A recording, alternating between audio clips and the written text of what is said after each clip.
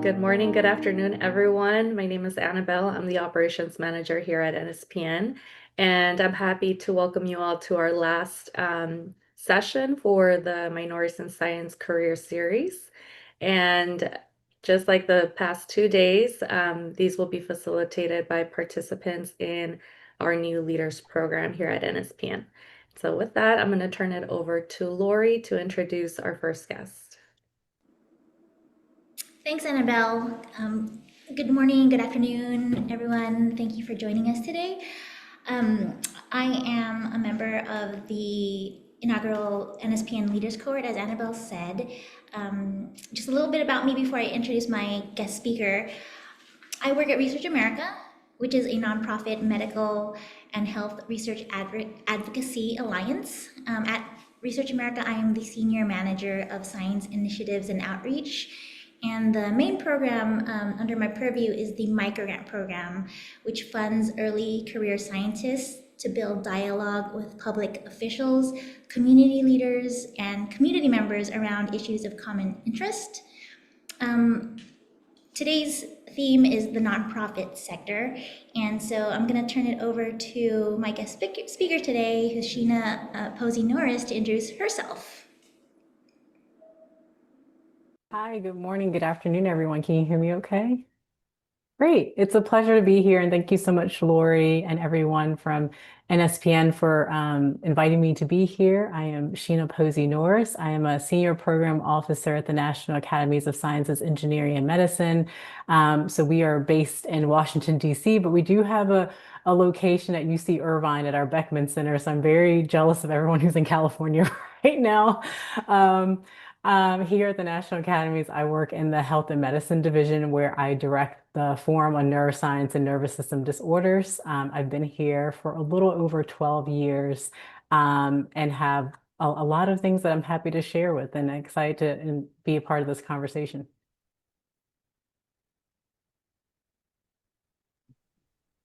Hi, everyone. My name is Mickey Rogers. I am an atmospheric chemist that works at Pacific Northwest National Laboratory. I study the intersection between ocean and climate science. I study this weird thing called airborne algae. But I'm in DC right now calling in today. I've been on the Hill with AGU.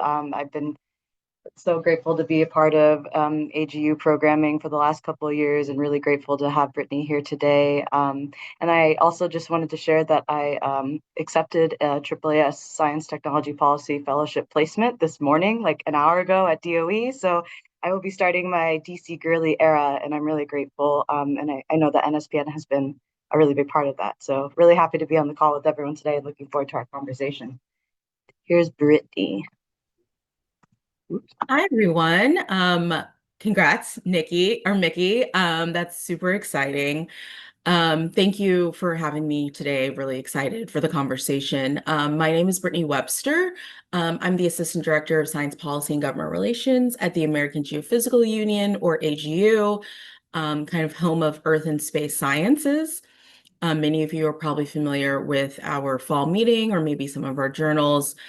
I've been with AGU for almost 10 years now, and I lead our advocacy work and kind of set the strategy for our work on Capitol Hill and with the federal government, but also to dabble a little bit in working with our global engagement team, as well as helping our members engage on the state and local levels of science policy as well.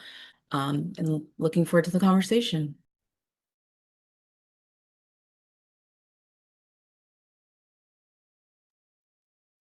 Hi, thank you, Brittany. Hello, everyone. I'm Sai. I'm a med school graduate. I'm a research ethics and health policy scholar, a clinical researcher at Boston University, and also a proud inaugural member of the NSPN Leaders Cohort. And a quick shout out to both the BU alumni on our panel today. As a science policy enthusiast with focus on healthcare policy, I'm really happy to be here today and introduce our next speaker, who's Lenise Wallace.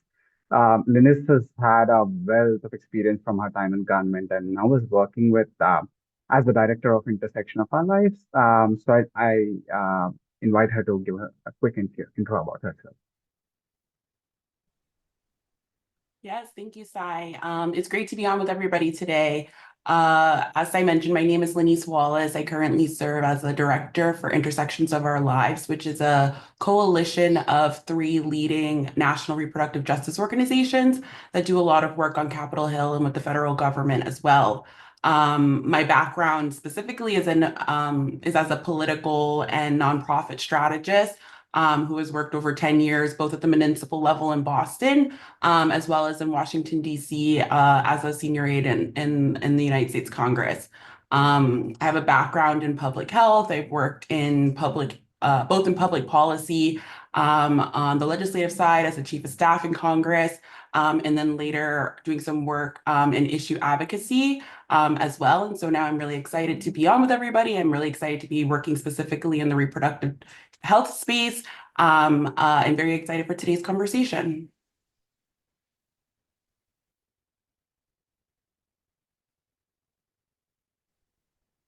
All right, I think I'm going to be asking the first question here today. Thank you all for being here. The first question that we have is kind of just like, how are you? How are things right now? And how have your work dynamics kind of changed, if at all, given certain times that we're in right now?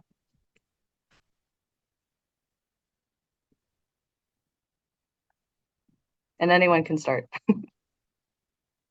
Great. I'm happy to kick us off. So I'm at the National Academy. So if you're not familiar with the National Academies, we're a fairly old organization that was chartered by President Lincoln, really to advise the nation, really during a time of civil war around science and engineering, and then medicine was added on a little bit later. So the National Academies, we have our honorific society for which members, individuals from the public who are in science careers as well as engineering, medicine, can be elected to become members based off of contributions to their field. So we have our membership society, and then we also have our programmatic activities for which I direct the Neuroscience Forum, which really brings together leaders, decision makers, policymakers within the neuroscience community to come together across different sectors to talk about emerging issues and topics that they're all grappling with. So we're kind of like that neutral space for them to come together and have conversations. So this has been quite the time, I would say, for the National Academies. Our president of the National Academy of Sciences, Dr. Marshall McNutt, just did a State of the Science on Monday, actually on Tuesday. And if you haven't seen it, I'm happy to put the link in the chat.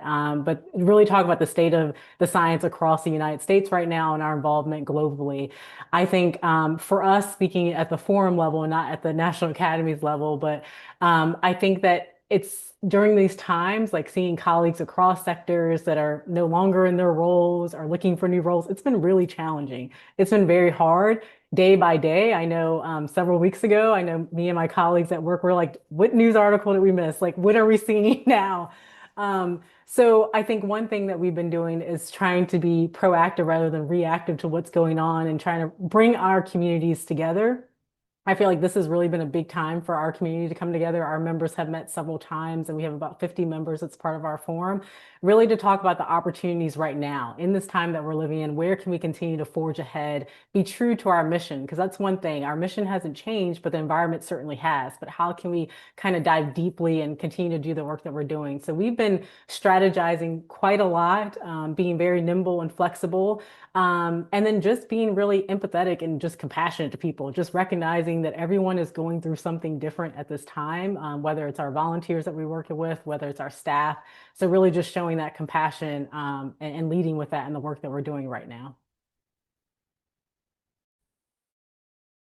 Yeah. I'll echo a lot of what Sheena did. I will say, AGU is also headquartered in DC, and so I think there's an energy there, right? When your LinkedIn is filled with people, saying today's my last day and looking for new opportunities. So, like personally and professionally, I think it's been a little bit difficult. I would say, especially earlier this kind of spring, winter. I will say February and March were not great months. I think maybe we've all just gotten used to the chaos now, but I think originally it was a lot mentally. Um, AGU likewise is a member society, so I think it's been both a focus on giving our members an outlet. Mickey alluded, she was on the Hill with us yesterday for our congressional visits.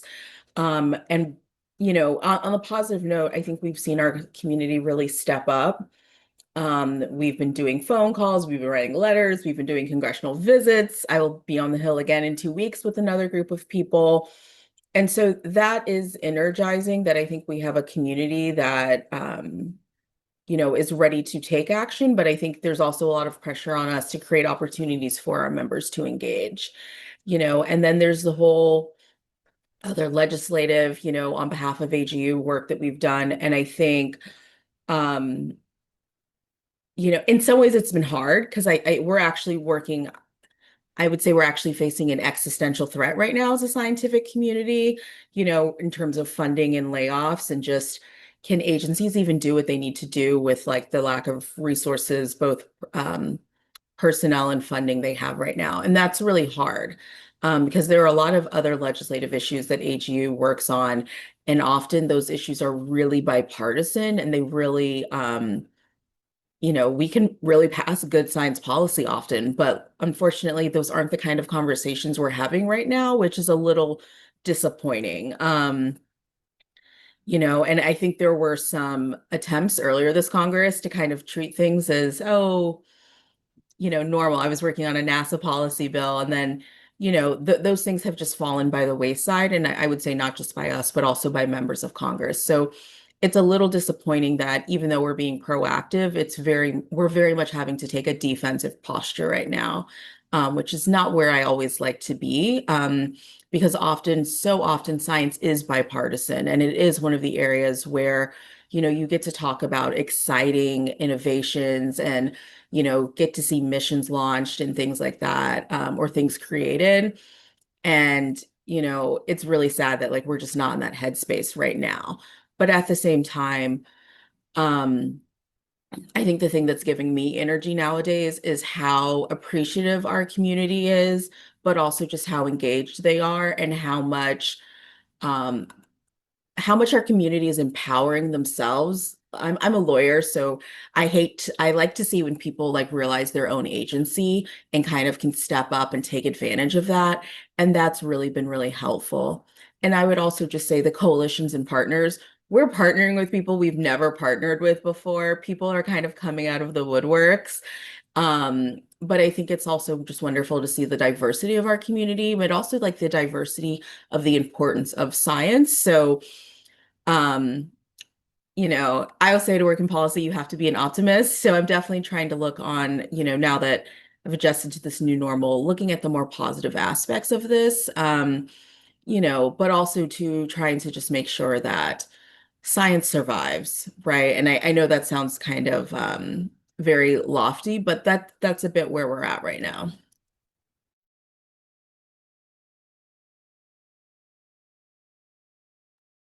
Yeah, and I would just add, working in the advocacy space, particularly with a coalition of women of color-led organizations that represent different constituencies and communities across the country, it's been very interesting because I think so much of what, especially in the very early days of this year, was there's a lot of fear going around, right? Like you represent a lot of folks who have varying immigration statuses and things like that, and how they show up into spaces is it's very uncertain and very distable right now, right? And so that's been interesting, but it's also been interesting to kind of see how, as an advocacy arm, we are able to both uplift these fears and concerns while also being a strong voice and a strong advocate, regardless of the political climate that we're currently in. And so there's just been a lot of reorientation this year. I think for a lot of people who were making preparations and plans at the end of last year, I think my sense, having come from out of government into the advocacy spaces, there wasn't a lot of preparation for this moment that we're in, which is different than I believe where we were, 5, 6, 7, 8 years ago. It's a little bit more calculated. It's a little bit more cruel. It's a little bit more of a lot of folks not wanting to be completely reactive, as Sheena had mentioned, but trying to be like proactive and stay aligned, like, stay on the path of like, what is our purpose? What is our mission? And how are we working to achieve that each and every day? But of course, we have to be defensive, as Brittany mentioned, right? Like that's part of what we're doing to safeguard, at least in my work, safeguard a lot of the hurt and harm that's trickling down to various types of communities, especially the most marginalized communities. And so the reorientation for this year has been interesting. And for me, I feel like, 6 months in, almost 6 months in, we're kind of just now getting our footing of like how we want to move and how we're posturing ourselves and how we're leveraging the collective power of coalitions in this moment. So that's been very interesting. And as somebody who worked in government during the first Trump administration specifically, it's just been very interesting to be on the outside of that right now and kind of figure out, where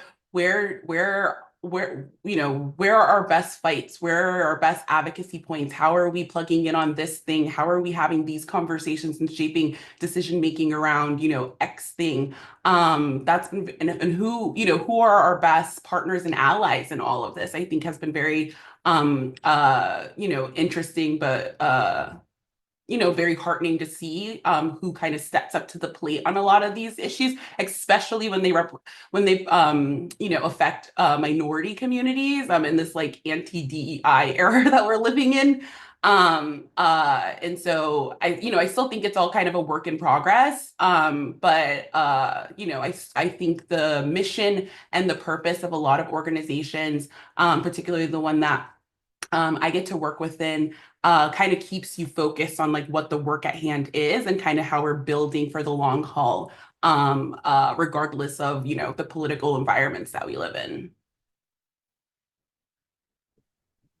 I just wanted to do a quick shout out to Brittany because she organized this amazing programming to get a whole bunch of scientists, 100+ scientists on the Hill yesterday from over 30 states. It was just such an amazing, energizing experience to be with community like that when we're all feeling kind of defeated right now.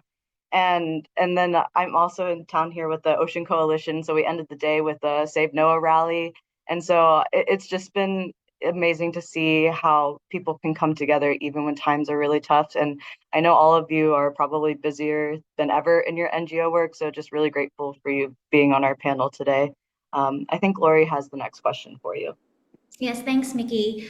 I really appreciate that Mickey opened up the discussion with a question that really acknowledges the moment that we're in, and for the candid and honest answers that our panelists have given. So continuing with the theme of real talk, I wanted to ask our panelists, why have you chosen to work in the nonprofit sector, especially when there are often more lucrative opportunities in the for-profit world?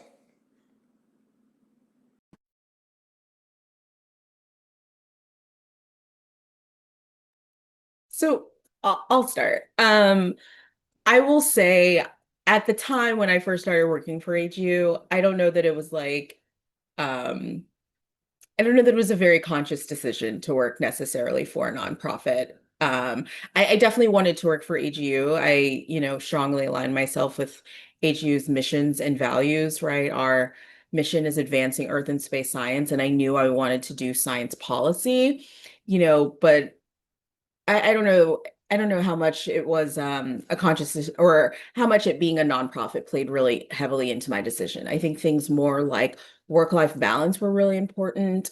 But I'm definitely not saying that's the same truth at every nonprofit. I really like my team that I work with. And also too, I like the fact that even though I do advocacy work, I get to work with our members. And I will tell you, so it's kind of nice to kind of have almost like, I won't say dual roles, but kind of have like two sides of a coin that I work on. And because that can be really energizing, even when the political policy stuff is a little disheartening. But I will say, I think I continue to work at AGU, and I think this is definitely a nonprofit value because they really do prioritize staff. We have a lot of excellent benefits. I think because they recognize that the compensation is, maybe is not as competitive as working in industry. They offer a lot of other benefits that are wonderful, like a lot of professional development, for instance. But I will say, I think in my role at AGU, I get to do probably a lot more, especially I think when I was more junior, than I would probably get to do if I worked in industry. I think that tends to be true working for the government and working in a nonprofit sector. When I first started at AGU, I think my like first month, I was like going to the White House for something, and I had been a fellow on the Hill and never gone to the White House. Um, so I think that's true. You definitely get more opportunities and maybe a little bit more flexibility as well. Like I've really been able to kind of define the work that we do at AGU and define our advocacy agenda and priorities. Um, I've literally created programs while I've been at AGU, and I don't know that that would have been the case if I worked in the private sector. And then the last thing I will say is that I think, you know, AGU is really in service of its members. And that really, I think I see that connection all the time, right? There's no bottom line that we're trying to achieve. We're really just trying to advance the scientific enterprise because our members are the scientific enterprise. And so, um, I think we live up to our values in a way that I think is impeccable. If you know our very green building, with all its first of kind technology, and just the way we generally, I'm not saying we don't make mistakes as an organization, but we try to walk the walk, not just talk the talk. And I literally think I'm making a difference, consistently in favor of like making the world a better place. I know that sounded very Pollyannish, but I truly feel like we're doing good work, and that is always a wonderful feeling. Yeah. Oh, Owen. I'll go ahead then. I completely agree with what Brittany was saying, and many of the things that she pointed to regarding mission focus, and how she came upon nonprofit. I think I kind of stumbled upon the National Academies, honestly. And I before coming here, I was at the Uniformed Services University of the Health Sciences. So that's the DoD's institution where they train health professionals. So people getting their MDs, PhDs, researchers, nurse practitioners. So I was actually doing research there, having a military family background. That was something that was very of interest to me. And it was really kind of like a gap year before I wanted to apply to a PhD program. But then I was like, I don't know exactly what I want to do in my PhD. Like that's a long 5 years to not know. Like I want to get some more work experience. And someone I happened to be working with at the time was a member of the Institute of Medicine before it was rebranded to the National Academies, was like, hey, I'm going to the IOM for this meeting. Do you want to come? And I was like, what is that even about? And so like I went to one of the meetings. I was like, oh, wow. Like this is a whole new world. It was a whole new opening to policy. So like, how do we move beyond what's happening in my independent research to like get it at the broader societal level? How does policy actually happen? What is policy? So I was really curious about that. And I knew I didn't just want to work in one specific space. I had a lot of different interests. And so at the National Academies, literally you can walk on any floor and find out anything regarding science, engineering, and medicine. There's an expert somewhere in the building. So I was really intrigued by that opportunity. I was definitely moved by the mission to be a nonprofit that's nonpartisan, non-advocating, independent, that's really that base to really give evidence and help agencies and organizations develop solutions to really complex challenges. So that was something that was really interesting to me. So when I first started, I was working not only in the neuroscience space, but also medical and public health preparedness. What happens in catastrophic events? Working on biotechnology, doing global projects with our board on global health. So I was really exposing myself to a lot of different areas of interest. And that was something that was really important to me. Also travel.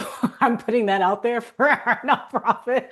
I traveled the world with the National Academies, working in sub-Saharan Africa for a lot of our projects, in Asia and Europe, and being able to work with different and other nonprofits, like on the ground, grassroots, working with different organizations and governments and knowing the importance of diplomacy and, really engaging in those things that I would not have had exposure if I wanted to just stay specifically in academia, for example. You can definitely get these opportunities in different sectors, but that was something that was interest to me.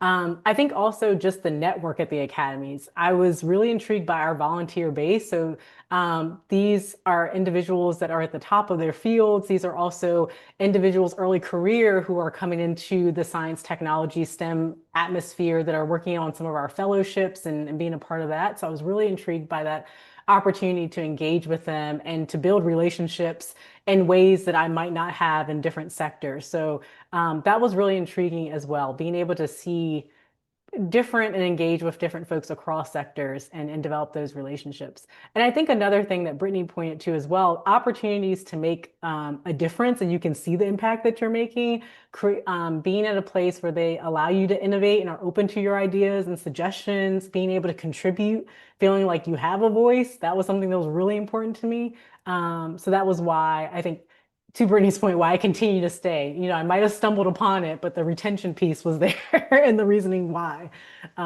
So definitely agree with a lot that you have to say. Yeah, and I would just add, at the end of last year, I was actually forced to make a decision of like where I wanted to go next. I was a chief of staff for a member of Congress, and their tenure in Congress was coming to an end, so the office was shutting down. So I was at this point where it was like, okay, do I cash out completely and go, the corporate route or the lobbyist route or wherever I can, make the most amount of money? Or, there was that piece of me that like went into public service in the first place, which is like, how do I continue to find passion and purpose in the work that I'm doing? And so, I fielded a lot of different opportunities. And I think the one, what brought me into nonprofit space specifically was that it just gave so much flexibility, right? Like, I could work remotely. I could lead and direct and prioritize the strategic direction of an organization. I could, there was some leadership components to it. There was a work-life balance that had just been non-existent for me for so long. That was really enticing to kind of, refocus back on myself in a lot of ways. So like, how could I like prioritize myself? I think was a big component of kind of following this track.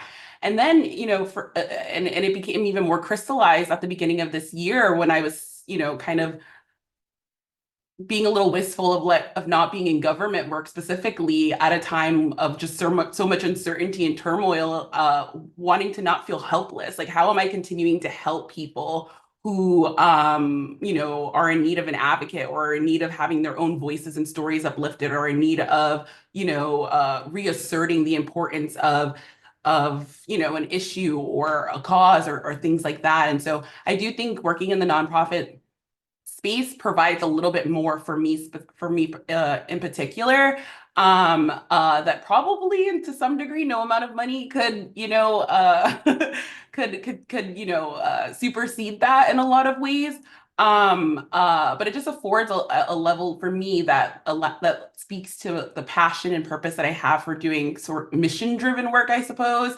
And to me that, couches almost anything else, because I think at the end of the day, I just have to feel like I'm having an impact somewhere on someone, even if it's one person, even if it's a group of people, that's very important for me. So how do I find meaning in the work that I'm doing on a daily basis while also advocating for myself and speaking up and saying, well, I bring a certain level of expertise on here, or I bring, a certain level of experience on this. So, how can you, get the most too, so that it's not just completely sacrificial in the sense of sometimes what I feel, public service can often feel like. And so that was also very important.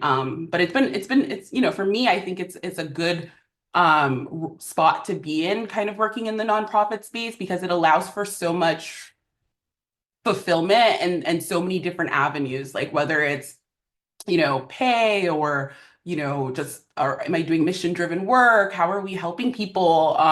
Which is important to me. It kind of hit, I was like, I have like 5 categories that I need to fulfill in my next job. And it kind of hit them all. And so it's been, I think for me, it's been, really good to be able to be in this space.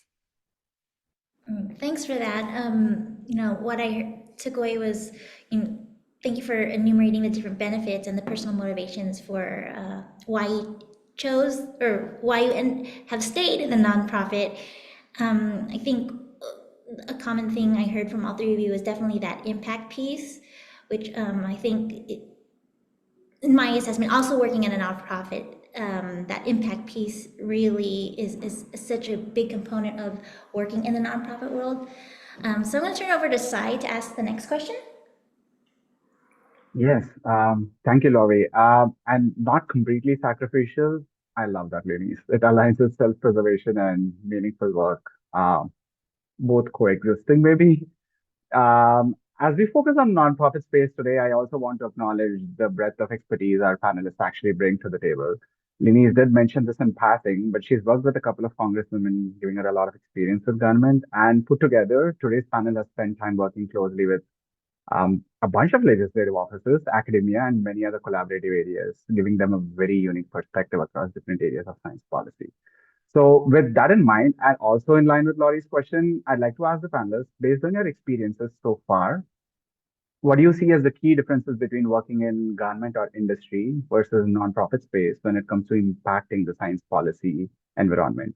And what are some of the pros and cons you've observed in terms of having the tools or the opportunities or challenges compared to these different sectors?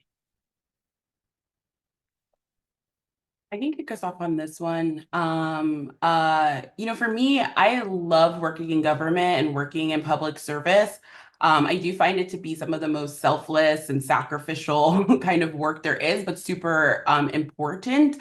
And so it's really like an honorable to me, like an honorable position to be in, because so often especially if you're not necessarily the person who's been elected into office, you're very invisible in these roles, but you have such a huge impact on the trajectory of legislation, on the trajectory of positioning, on the trajectory of making sure that people's voices are uplifted and recognized and centered in the work that we do. And so, I find that to be probably the biggest benefit of being able to do it, because you know that like you're doing important work. That being said, government is incredibly limiting. I've worked at the municipal level in Boston. I was working on the Boston City Council for a few years, within Boston City Councilor at large, Ayanna Pressley, who's now the congresswoman for the Boston and parts surrounding it. And municipal government versus federal government is very different. I used to be in local government and think, oh my God, we need to like nationalize all these issues. Like I want to work in Congress. And then when I got to Congress, it's like, actually local government is where everything is at. That's, everything that you do nationally, is local politics, right? So it's just like a push and pull with like how, and they're all important. Like every level of government is important. When you have a disaster in your community, right? It's your local officials who are on the ground making sure that, this area is getting prioritized for cleanup and these people have the resources they need, and making sure that they're leaning on their federal elected officials for additional resources that the federal government can provide and things like that. And there's just such gridlock in DC. And such partisanship in DC that it can make, things that you believe in and issues that you want to push forward hard to do because you have to build a really bipartisan coalition or wait for a perfect governing moment when your party may be in power with the trifecta to push something forward, right? And that happens like once every 4 years. And so it can just feel a little stagnant at times, but it's still important work, and there's the everyday work that doesn't even have a legislative basis, but it's just responding to your constituencies and making sure that people are being helped and people can navigate getting their social security checks and making sure that they're moving through the immigration system, properly, and making sure that, just big and small, like everybody has questions about student debt relief in the last 5 years. Like where are you getting that information if the Department of Education isn't, responding to your many calls or putting you on hold for 15 hours? Like, there's so many different ways of engaging with government that I think can be very valuable. But, working on the outside of government, um, can be very interesting too, because one, instead of like when I was in Congress, you're juggling everything. You have your, especially as a chief of staff, like you have to be responsible for so many different things and everything all at once. But on the outside, particularly if you're in a specific issue advocacy space, you can have like a singular focus. Like for us in my organization, we have a singular focus on reproductive justice, and it's an umbrella for a lot of different policy issues, but it's very focused. And there's a lot of benefit to that because you can track progress, you can, set strategic goals along that thing, even if there are external factors that shape the environment in which people are navigating these issues. You can adjust, and you have a broad network of people to lean on for those sorts of things. And so even, this year, I'm talking to my team now about we're approaching the third anniversary of the Dobbs decision, which overturned the constitutional right for abortion. And we're thinking about what this has meant for people 3 years out of the Supreme Court's decision and how people have navigated emergency care, routine healthcare, just even having access to healthcare to begin with. And so it's like a really topical space to be in, but it also can be hard to break through all the other stuff that's happening too. So I think, there are challenges certainly with being on the outside, because I do feel I'm like when I worked in Congress, it was very easy to break through the noise. Like, you have strategies and tools and tactics in your toolbox to be able to do that. Sometimes on the outside world, it's hard to be able to break through and make sure that the thing that you're fighting to is getting, the proper centering in the discussion. But it's not impossible, but it's sometimes it can be a little bit harder. And then also, I feel like the sphere of influence is a little bit different, of course, because if you're moving in and around government and, working to advocate within government, being in the nonprofit space or the advocacy space, I don't get to decide if a member of Congress prioritizes this issue, right? We can ask them to do that. We can ask many of them to do that, but I don't get to decide if they take up the mantle on the thing. But when I was in government, I very directly got to make, to influence those decisions. And so it's like the sphere of influence is a little different, but I do think there's a lot of pride in being able to get the things that you're advocating for in the advocacy space prioritize, right? To get them moving. Like I feel like the progress you track on it can just be a little bit more tangible to see, especially for issues that might be a little bit more marginalized. Like, if you have a bill that you're advocating for in government, and it starts with a very small amount of support, like there's 10 lawmakers who have signed on in support of this bill, but like the following year you have 100 people, like that's tracking progress, that's tracking like our saliency with getting people to care about this issue, and tracking how we're uplifting stories and narratives around why this is important. And so I think there's pros and cons of both, and I can't say which one would be better or worse than the other. I think there's such validity to all of this work, and it works when it works well, it works in tandem with one another. And so I don't know, it's just honestly it's a privilege to be able to work on both sides of the aisle on it, and to kind of be able to track progress from both, being in government and being outside of government in the nonprofit advocacy space, around a whole host of issues and of importance to people across the country. Yeah, and if I could just add to what Lanice was saying, I think that she really highlighted the importance that each sector each group plays to actually move policy. So it's not just one arm that's really moving it. You really need the nonprofits, the advocacy organizations to really push.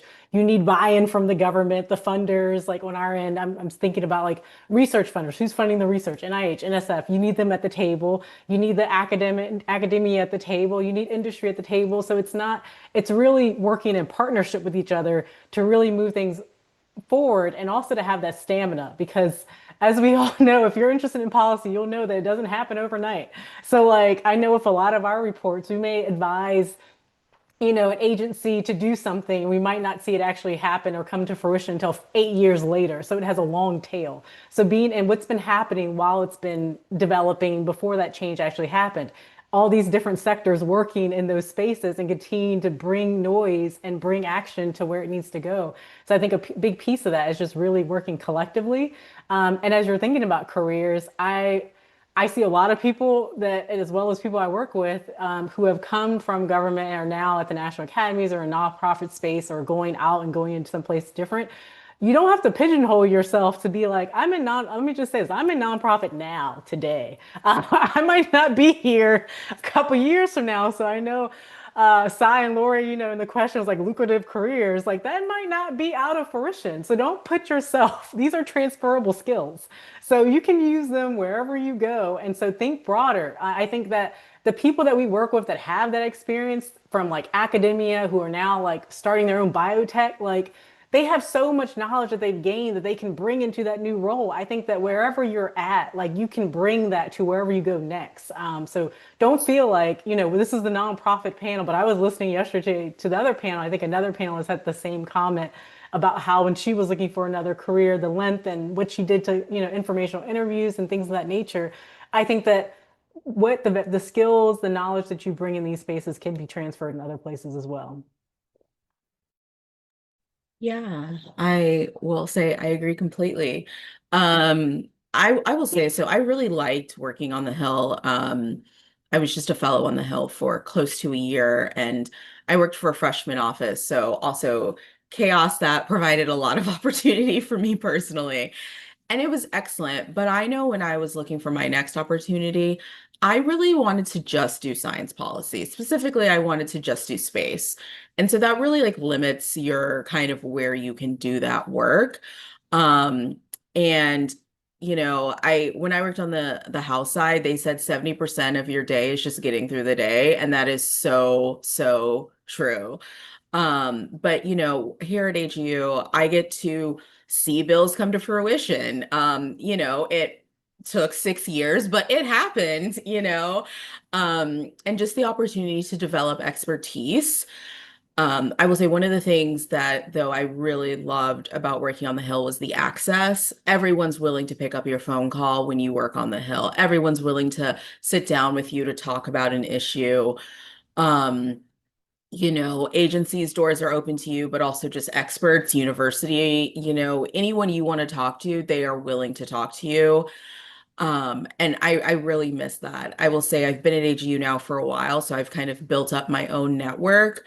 But it definitely takes time and effort. But also being on the other side is kind of nice. We often say what the agency can't say. And that's a key role. And I will say I have a lot of friends who've worked at agencies. I used to think my dream job was doing ledge affairs for NASA, but now I have a better understanding of how bureaucratic the government is, especially agencies are. Um, and a lot of times they can only talk to congressional offices when they get asked. They can't just go talk to them the way I just will decide I want to talk to someone about a bill they dropped and I just can just go do it. And a lot of times sometimes it's just for my own edification. And that's really wonderful. And I've just learned that I am not a bureaucratic person. I often think AGU is bureaucratic. And I think some people look at me like I'm insane. Um, because my first job was working in a congressional office where, the decision making, like anyone in the office between you and the final decision maker, it's probably like 2, 3 people. And things move really fast on the Hill. And that's something I've had to get used to, kind of being on the other, something I'm still getting used to 10 years later, right? Is that it can take days for us to make a decision versus when you're on the Hill working for a member of Congress, The time between, hey, we say we're going to like put out this press release and the time the press release is out, that could literally be a couple of hours. And so I think those are a couple of things, but I definitely agree with Sheena. Like, you know, don't pigeonhole yourself. Leave all doors open. I think I want to work in science policy. I have a special interest in space and STEM education, but where that takes me, like I'm always excited and also always curious about like more opportunities. Great. So what I'm hearing is don't pigeonhole yourself, but also work in tandem with one another in partnership with as many people as you can, collaborative efforts, networking. Something we at NSPN always talk about. So for everyone that's here, definitely reach out to us to NSPN. Let's always build our partnerships because we're all in this together. And now hand over to Laurie for our next question in line with the theme of our series. Thanks, Sai. Um, Kind of bringing it back to the theme of this week's career exploration, minorities in STEM, exploring diverse careers, paths in science policy. I wanted to ask you all, as minorities, many of us are among the few or even the first from our communities to hold the positions we do. How does that awareness shape the way you navigate your role and profession?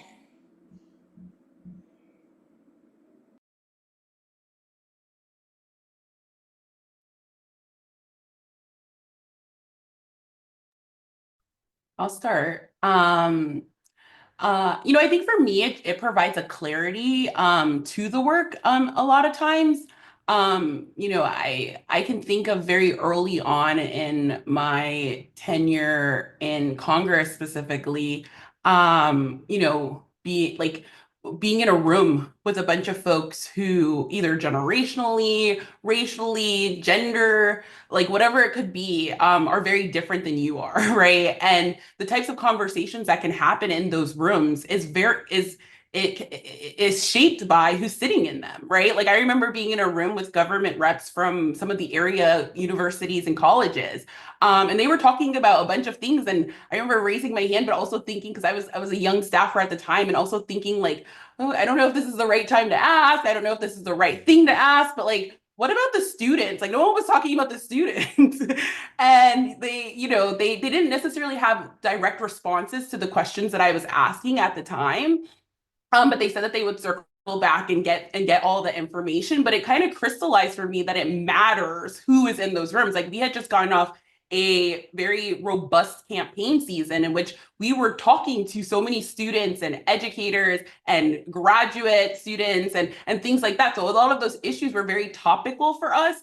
And I was just like, what have these conversations been like before we were here? Because, it just seems like these, are important things to be discussing. And so I do think I know that it matters being in these spaces, that the perspectives that you bring into the conversations, the perspectives that you bring into the room are so incredibly valuable. It is a practice that I take not only when I am looking at where I will be, attaching my name to in terms of being an employee of an organization, but also in my own hiring practices. Like if I'm getting sent a bunch of resumes and I'm like, well, there's not a lot of diversity, whether it's in perspective, whether it's in experience, professional experiences, whatever it is, I'm always saying back to the HR team, like I need more, right? Like we're not doing a good enough job of casting a net in terms of like who we can get interviews for, right? And so I think it's like constantly interrogating and just, taking stock of your own teams, your own organization, even as you're interviewing for people for places, like making sure that you're asking those questions of the organization too, and really like examining how they are valuing diverse perspectives and diverse professional opportunities to the extent that is important, because I do think that it creates a more robust workplace. I think it creates a more robust and intentional decision making around like priorities and things that you'll be focused on. I think that there's value in terms of like how you build relationships and things like that that are useful to the work that you're doing. And so it's just a practice for me, across the board, and certainly shapes and informs how I make decisions about who and where I want to be connected to as well. Obviously, like there's every place isn't perfect. I mean, the United States Congress wasn't perfect, right? Like you could be a singular minority and many, many, many, many, many rooms. But I think it just creates, I don't know, there's a Spider-Man quote that I like when I first heard it, I always remember it. And it's, with great power comes great responsibility. And it just makes you believe that, like, I have even more of a charge to say this thing or insert this into the conversation than I would have ordinarily. Because if I, am thinking it and I don't say it, nobody else may ever say it. And then we will be missing and leaving behind whole swaths of people, whole swaths of communities, whole swaths of issues. And so I don't know, I just like this is actually at the like root and foundation of my work, why I got into public health specifically to begin with. It's that component of equity and making sure that there's fairness, and justice and all and acknowledgement of people who kind of live at the margins but shouldn't. And so to answer the question, I just think it's hard. It can be challenging. Sometimes I feel, I'm the lone voice who keeps peppering and hammering on this issue. But it's the work that we have to do. And some people choose to do it and some people choose not to, because it really does impact how you navigate. Like sometimes I would say in Congress, I'm like, we constantly have to fight. Like every day is a fight, it's a battle. So I'm like preparing myself for this battle when it's a really simple thing. It shouldn't even have to be a battle. So it can be challenging, but I think, for me, there's no more important work, and it's kind of, why I continue to subject myself oftentimes to the complexities that exist therein.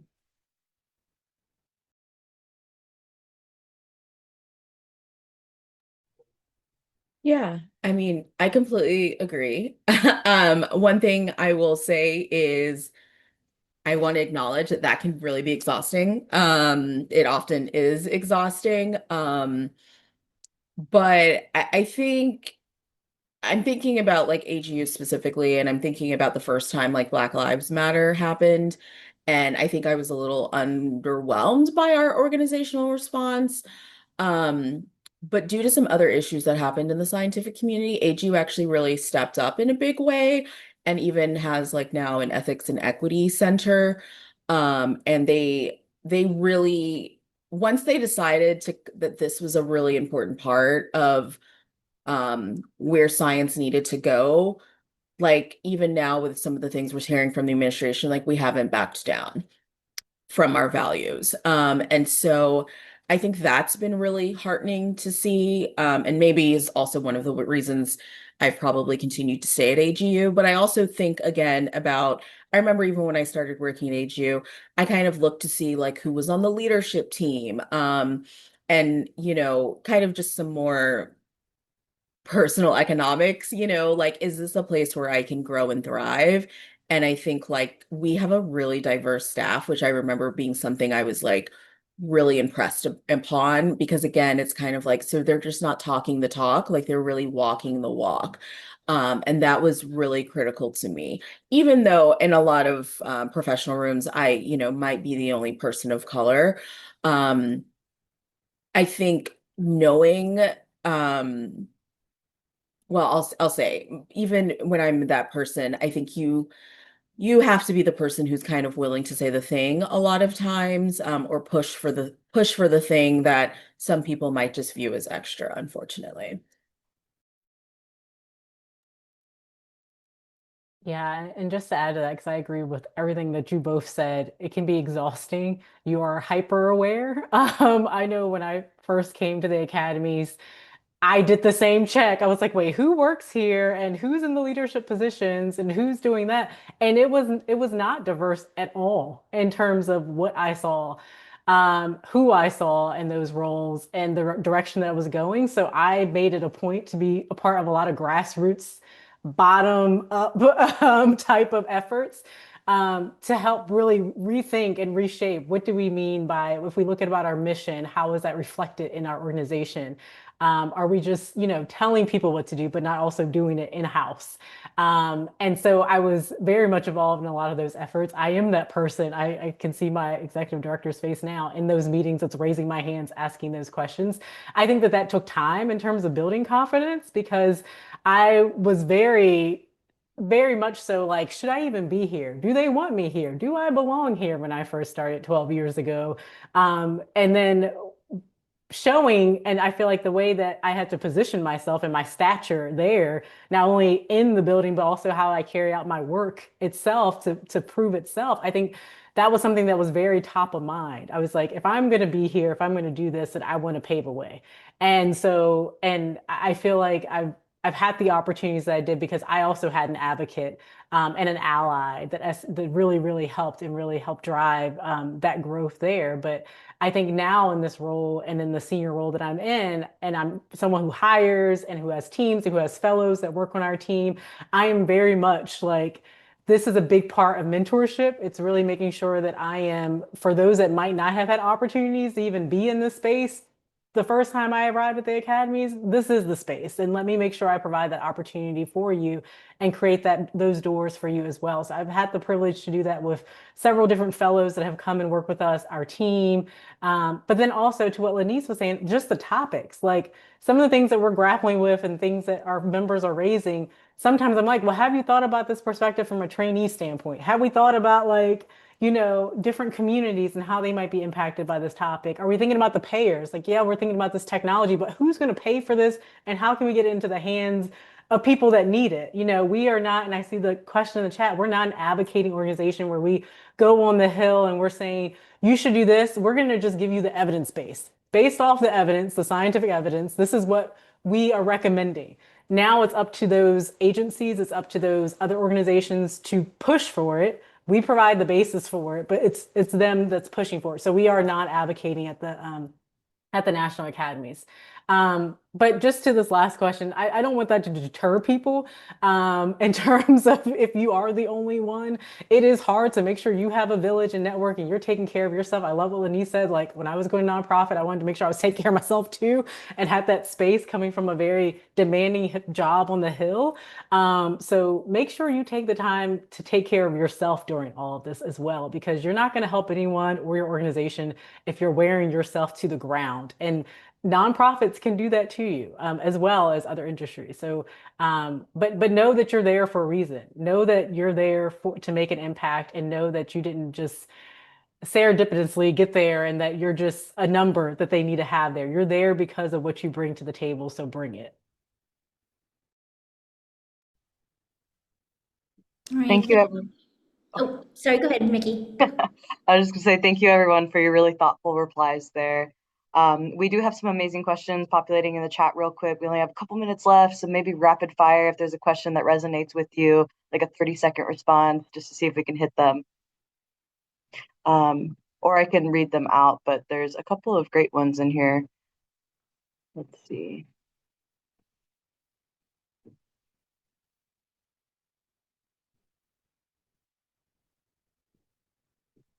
For the media question, something that I always refer people to is the American Institute of Physics. They have an FYI is their newsletter, and it's excellent. Um, you know, I also read a lot of political E&E news, New York Times, space policy news. I mean, the list goes on, but I think FYI does a good job of covering just science in general. Also, make sure you're on like Twitter and Blue Sky. I think science policy, social media, especially on Blue Sky right now, is super active. Follow a couple of reporters or science societies, organizations, universities, and I think you'll get a lot of news, great news coverage there. Thanks, Brittany. And then someone asked, do you have any advice on getting into the nonprofit space out of grad school or even as a mid-career person? I would just say take advantage of fellowships. I'll stick some in the chat. Like we have one, the Christine Resign Science and Technology Policy Graduate Fellowship Program. It's a mouthful, but we just wrapped up the session. And we had a fellow that was working with us on the Neuroscience Forum, and it's a 3-month experience. We also have a new fellowship, I think, that just opened up for applications in biotechnology. So I'll stick that in the chat as well. It's 6 months. They give a $70,000 stipend. You're going to be working with different, not only with National Academy staff, but different organizations and agencies within the technology space in DC. So I'll stick that in the chat as well. I would just add leveraging networks. One of the things that I found was so impactful for me was just our alumni network. Like, who were some of the folks that you have very easy access to or very easy connective tissue to, that you could just have a conversation with, let them know your interests, put it in their mind. And when it came time for me to like look for a particular position, I could just reach back out to them, and they'd be a good advocate for me on that or reference or things like that. So that can be helpful too. Thank you, Lenise. And networking again comes back to networking, and I'd like to hand over to Annabelle for closing remarks on that note. Awesome. Well, thank you all so much. This was a wonderful panel. I feel super inspired. I'm like, yes, nonprofits. We are, NSPN is a nonprofit, and you're absolutely right. Don't close yourself off to opportunities. I've worked in higher education. I've worked for other nonprofits, large and small. So every opportunity is an opportunity for career development. And thank you all to our speakers and to our new leaders for facilitating the session. And we will share the contact information post-session. I'll send out an email and some of our upcoming events. And yeah, we'll wrap up our series. Thank you very much, everyone, for being here today. And we'll share the recording on our YouTube channel as well, so make sure to subscribe.